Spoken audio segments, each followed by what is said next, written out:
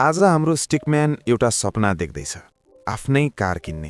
तर उसको मनमा एउटा डर पनि छ, पैसा कहाँबाट आउला। तपाईलाई पनि यस्तो सपना छ? उसको मासिक तलब मात्र 25,000 रुपैयाँ छ, तर सपना भने कारको छ। यो ग्याप कसरी पूरा गर्ने? हरेक महिना सानो सानो खर्च, थाहा नै नपाई पैसा सकिन्छ। यो नै पहिलो फाइनान्शियल मिस्टेक हो। सेभिङ्स केही पनि छैन, तर कार किन्ने सपना अझै ठूलो छ। यो स्थिति धेरै नेपाली युथको हो। इजी इएमआई देखेर मन लोभिन्छ, तर के यो साँच्चै इजी छ? इएमआईले फ्युचर इन्कम खाइदिन्छ। आजको खुसी भोलिको तनाव बन्छ।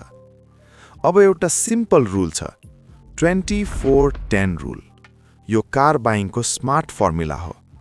20% डाउन पेमेन्ट, 4 वर्षभित्र लोन सकिनुपर्छ र इन्कमको 10% भन्दा कम खर्च। यदि तलब 60,000 छ भने कार खर्च 6,000 भित्र हुनुपर्छ। सिम्पल तर पावरफुल रुल। गलत डिसिजनले डेट बढाउँछ, सही डिसिजनले फ्रिडम दिन्छ। के हामी युज्ड कारबाट सुरु गर्न सक्छौँ? हो, यो स्मार्ट मुभ हुन सक्छ। इएमआई छैन भने पैसा बचत हुन्छ। हरेक महिना फ्रिडम बढ्छ। हरेक महिना 5-10 हजार बचत गर्न सकिन्छ। यो नै वेल्थ बिल्डिङ हो। 2-3 वर्षमा राम्रो रकम जम्मा हुन्छ, त्यसपछि राम्रो कार किन्न सकिन्छ। अब सोच बदलिन्छ। लोन होइन, सेभिङ सोच।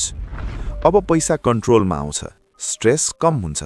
अब आत्मविश्वास बढ्छ, फाइनान्शियल लाइफ स्टेबल हुन्छ। पहिले स्ट्रेस थियो, अहिले क्ल्यारिटी छ। सबैभन्दा ठूलो लेसन, पहिले सेभ, पछि स्पेन्ड। तपाईको फाइनान्शियल जर्नी आजबाट सुरु हुन्छ। सही डिसिजन लिनुहोस्, फ्युचर बदलिन्छ।